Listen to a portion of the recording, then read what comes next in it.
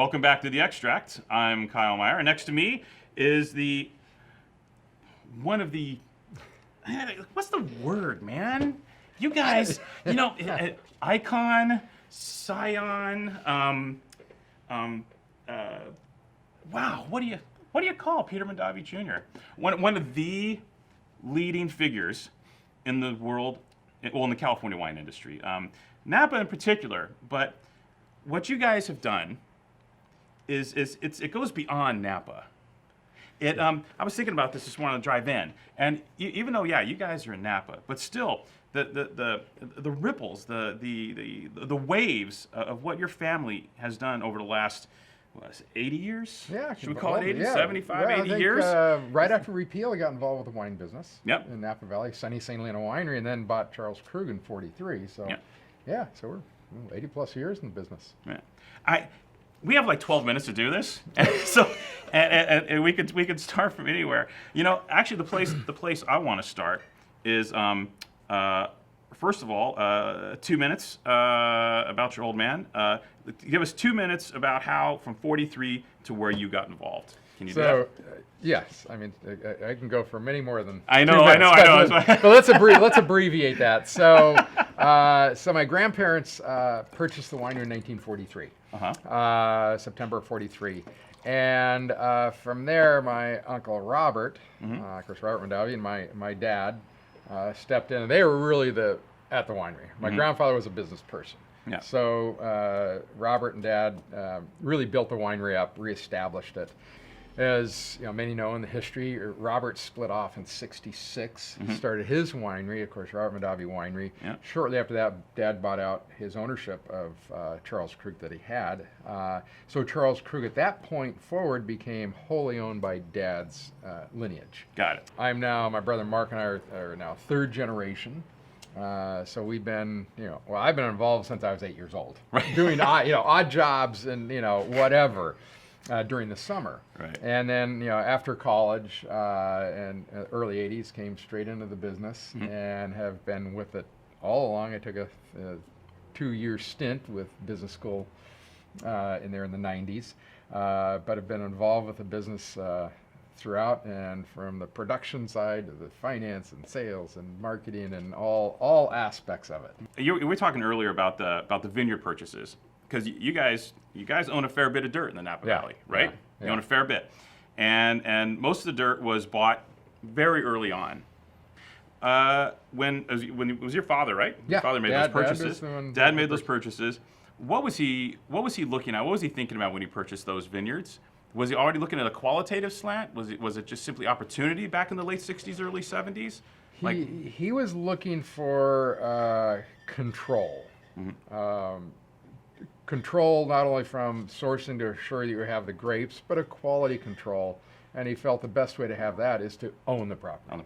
And a little side shoot is he went down to Carneros in the late '60s, bought a dairy parcel down there, because there's virtually no vineyards. There's two, Martini and BV, I believe, had some vineyards down there, predated Dad, but everything else is just cows. That was it. So Dad bought this property with the intent of making a sparkling wine, and knowing Chard and Pinot are the classic ingredients there, and they're cool weather grapes, so he bought that with the intent of making sparkling wine, which never happened. Well, he tried it 1 year, but thank God we never fully realized that dream there. But we had some great Pinot and Chard come from there. But he bought it for $2,000 an acre. But he was really trying to source quality fruit and be in full control of it. Right. And then when you came in after college, you had a very successful college career, right? Yep. Stanford. Stanford. Stanford. Memory serves. You okay? Yeah, multiple times. Multiple times. Couldn't get away from there. Met my wife there too. Actually, Dad and Robert went there too, as well. And our son went there. So. Well, the Cardinals served you well. My daughter's a Cal Bear. Sorry, but hey, go Cardinals. Okay.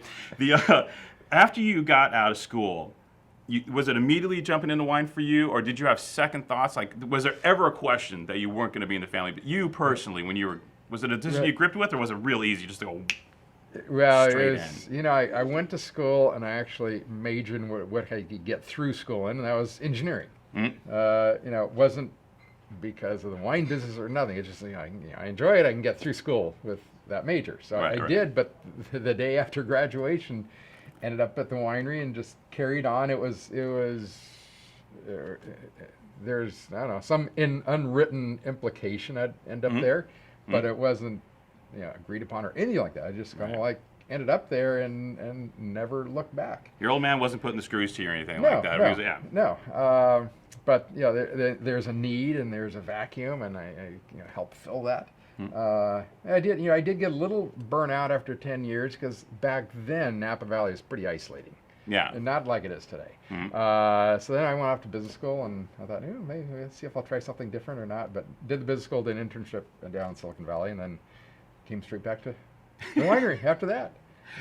Still enjoying it. I mean, it's, Isolating in what respect? And why is the Napa Valley not isolating now? Well, I think there's so much more interaction with, people coming in, tourism, the food scene, the cultural scene today. We're hosting Napa Valley Film Festival. We're one of the hosts at the winery next week. All these events that are occurring. And back then, the internet really didn't exist that much. So it was, tourism you're in a little bubble there. Yeah. And now, Napa Valley is on the international stage. Yeah. Now Napa's like a thing. It is a thing. Right. It is a thing. Yeah. And how have you? What has been your approach as Napa Valley has adapted into a thing? You know what I mean? Because you got skyrocketing prices of a lot of wines. You have a lot of reputation. You got a lot of money up there. You got a lot of stuff happening. But you guys are kind of in your own bubble, because you own your own estate vineyards. You have your house style of wine that you really wanted to try and craft continually. How have you coped with Napa going international? Well, we did. Let's go a little farther back. And Napa Valley was a wine producing area. Yeah. And when I say that, I mean Chenin Blanc, Gamay, and Gewurz, Riesling. You name it. It was produced there. Yeah. And then it evolved into what it is today, in the sense that we fast tracked what the Europeans have done over generations and hundreds of years. Burgundy in their specialty in Bordeaux, and so on and so forth. So then Napa Valley, as I say, it kind of became Bordeaux West in what it was best produces. Bordeaux red varietals, Cabernets being the lead, and Sauvignon Blancs are great out of Napa Valley. And so we have taken our portfolio, and in the mid 90s, we actually cut our portfolio, I think, more than in half. We dramatically reduced these secondary wines to focus on what we have here today, and did that in a big way, and then replanted mainly in Cabernet and some of the other red Bordeaux varietals as well. So the idea is not to serve everybody with our portfolio, but to really be highly focused, do a damn good job on what few wines we're producing to stand out in that way. I ask because you guys have kind of stuck to your guns stylistically. Yes. I mean, yes. I've been, tasting late '80s, probably, when you dropped on. That's when I got into the business.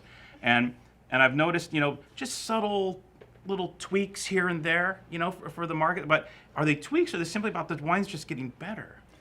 Well, I think they're tweaks. They're getting better, but we are still producing a style that I like to say, and Dad would say it as well, and it really goes back to our roots in Italy and how Italians consume wine, and Europeans in general, is wine is a beverage on the dinner table. Yes. And it is a beverage to complement the dining experience. Right. And Dad would call these wines, the pendulum's starting to swing back a little bit, but Dad, with these big, opulent, overripe wines, he would call them cocktail wines. So have them as a cocktail before dinner, and then sit down to dinner with the food with wines of this caliber, of this style, which I think really, enhance the dining experience. Right. And they don't compete with the food. Right. Whereas Dad claims, and I agree, some of those cocktail wines they're fun, they're interesting, but when you get food in front of them, they start to compete. Yeah. You want this. Yeah. A synergistic effect. Yeah, and Napa doesn't feel as synergistic, right? Yeah. Well, the pendulum's starting to come back. there's a pendulum in style, and well, I think in the wine industry in general, but in Napa Valley specifically, Chardonnay is a good example as well. But this pendulum's starting to come back from those big over-the-top, overblown reds. Was there a point in time where, like, people were coming in the winery because it was in vogue, right? Yeah. And they were coming to the winery like, oh, this is nice. Yeah. Right? And you're going like you and Mark. I know. And it does get challenging, especially with some of the reviewers out there, because they're handling dozens of reds at a time, if not more. Yeah. Okay, what stands out? Yeah. It's the big bold one. Yeah. There's not a damn thing you can do about that. No. But now people are coming in and going like, hey. Yeah, right? no. So this style is coming back into vogue. As I Yeah. say, that pendulum is coming back more towards this style. Right. Last question. I got to ask you about Stacy Clark. Stacy, yes. Yeah, your winemaker. Our winemaker. She joined us in 2011 for a challenging vintage, but she did a fabulous job, and today I love the 11s. If you go back and can find them, they're tasting beautifully today. She spent much of her winemaking career at Pine Ridge, I think 25 or so years there, working under Gary originally. But her style, her philosophy is very consistent with our family. Bingo. Yeah. And the perfect hire. It's like the perfect manager for your baseball team. Yeah, and so it's a perfect match. So she's done a phenomenal amount or impact on the wines, just bringing up the elegance and the quality of the wines. Of course, working with our vineyard team as well, right? Which is important. And she is a dedicated, passionate workaholic, and she just pours everything into these wines. Moving forward, stick to your guns. I think so. It's doing well for us. Yeah. So and like I say, that pendulum's starting to come back to this style. Which, by the way, these aren't not lean wines. Let's get that out of the way. They're not lean. These are Napa Valley Sunshine wines. They're just not like triple jazz hands. Yeah. You know what I mean? But they're more terroir driven. They reflect more of the vineyard, more of the variety. Yeah. Sure, they're an oak.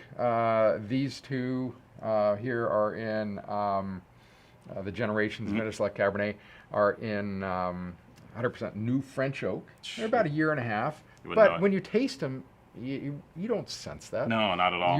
You still get it's in the background, integrated beautifully, but you do get that Cabernet fruit coming through, and the terroir there, and that's if you're buying a Cabernet, it should reflect as a Cabernet. Yeah. It should So I don't know. That's just my philosophy. It should taste like Cabernet and Napa as opposed to just Napa, or just Yeah. And some of the big, again, the pendulum swinging away from that big, overblown, overripe style, but you start to lose your varietal characteristics. You start to lose the terroir, and you start to lose what you're seeking out when you buy a Napa Cab. Why you were there in the first place. Yeah, exactly. Well, Peter, sir, it was a pleasure. Here's to another 70 years. Yes. Thank you. We'll both be like, 110 at that juncture, so it should work out perfectly. And we'll keep doing what we're doing. Yeah, this is great. Thank you. Cheers.